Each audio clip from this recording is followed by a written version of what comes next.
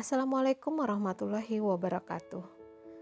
Kepada Ananda semua, Ibu ucapkan selamat datang dan selamat bergabung dengan keluarga besar SMA Negeri 7 Kota Jambi.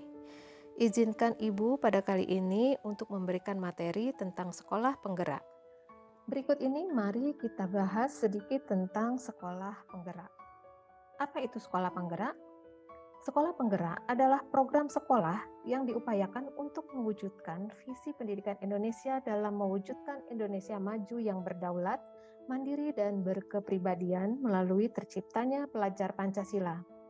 Program ini berfokus pada pengembangan hasil belajar siswa secara holistik yang mencakup kompetensi, literasi, dan numerasi, serta karakter yang diawali dengan sumber daya manusia yang unggul, baik kepala sekolah maupun gurunya. Program sekolah penggerak ini merupakan penyempurnaan program transformasi sekolah sebelumnya, di mana program ini akan mengakselerasi sekolah negeri ataupun swasta di seluruh kondisi sekolah untuk bergerak 1-2 tahap lebih maju. Program ini dilakukan bertahap dan terintegrasi dengan ekosistem hingga seluruh sekolah di Indonesia menjadi program sekolah penggerak. Berikut ini adalah pernyataan dari Ki Hajar Dewantara yang bersenyawa dengan sekolah penggerak, bahwasanya pendidikan adalah usaha kebudayaan yang bermaksud memberikan bimbingan dalam hidup tumbuhnya jiwa raga anak didik, agar dalam garis-garis kuadrat pribadinya serta pengaruh-pengaruh lingkungan mendapat kemajuan hidup lahir batin. Lalu apa keuntungan dalam melaksanakan sekolah penggerak? Di antaranya, keuntungan yang bisa kita dapatkan adalah peningkatan mutu hasil belajar dalam kurun waktu 3 tahun, peningkatan kompetensi kepala sekolah dan guru, percepatan digitalisasi sekolah, kesempatan menjadi katalis perubahan bagi satuan pendidikan lain, percepatan pencapaian profil pelajar Pancasila, dan mendapatkan pendampingan intensif.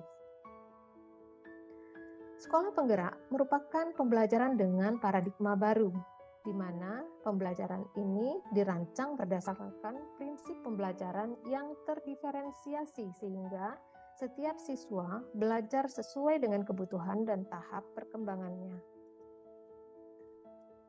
Dalam sekolah penggerak menggunakan kurikulum yang dinamakan dengan kurikulum Merdeka. Merdeka Belajar merupakan program kebijakan baru Kementerian Pendidikan dan Kebudayaan Republik Indonesia yang dicanangkan oleh Menteri Pendidikan dan Kebudayaan Republik Indonesia Kabinet Indonesia Maju Nadiem Anwar Makarim. Di mana menurut Nadiem, esensi kemerdekaan berpikir harus didahului oleh para guru sebelum mereka mengajarkannya pada siswa-siswi. Dalam kompetensi guru di level apapun tanpa ada proses penerjemahan dari kompetensi dasar dan kurikulum yang ada, maka tidak akan pernah ada pembelajaran yang terjadi. Sistem pengajaran juga akan berubah dari yang awalnya bernuansa di dalam kelas menjadi di luar kelas. Nah, hal ini ditujukan agar dapat lebih membentuk karakter peserta didik yang berani, mandiri, cerdik dalam bergaul, beradab, sopan, berkompetensi, dan tidak hanya mengandalkan sistem ranking. Karena sebenarnya setiap anak memiliki bakat dan kecerdasannya masing-masing. Sehingga nantinya akan terbentuk para pelajar yang siap kerja dan kompeten, serta berbudi luhur di lingkungan masyarakat. Siapa saja yang berperan dalam program sekolah penggerak ini?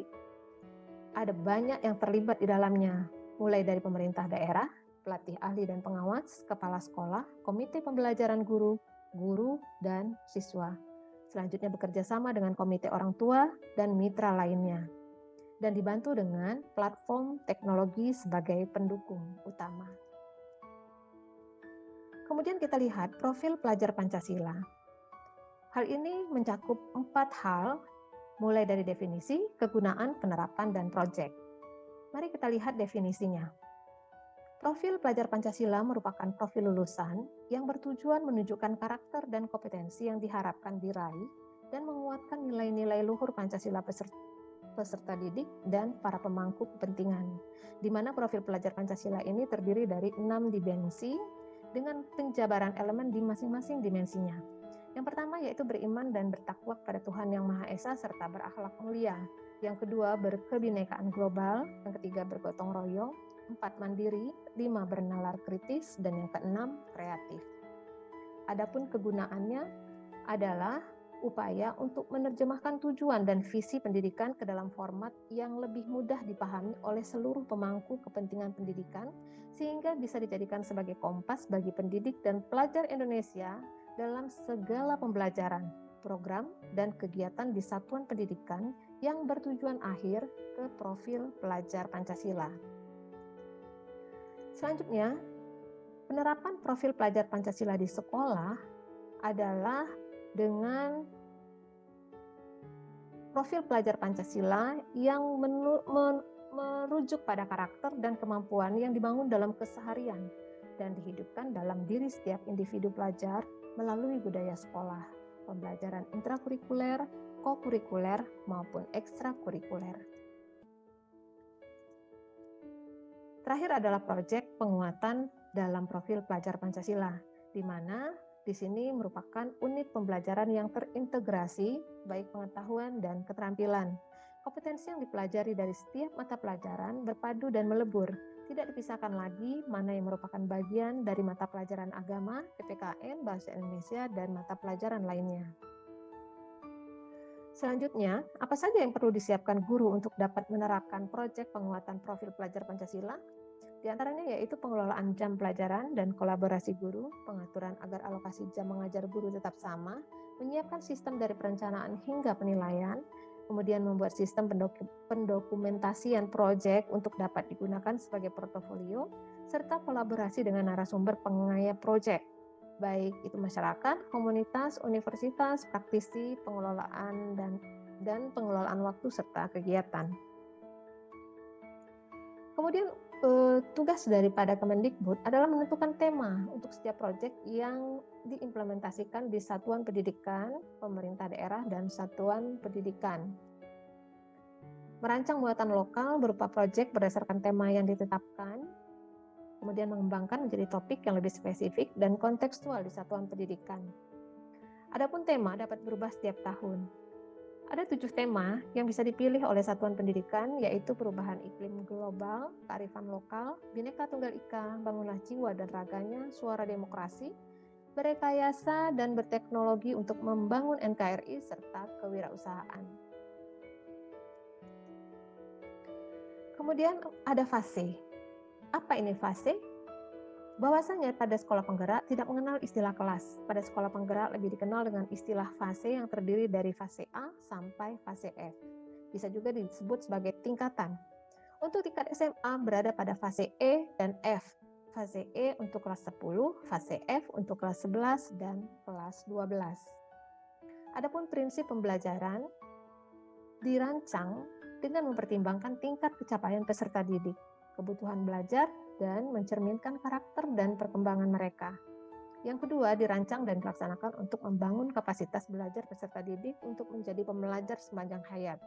Yang ketiga, mendukung perkembangan kognitif dan karakter peserta didik secara berkelanjutan dan holistik.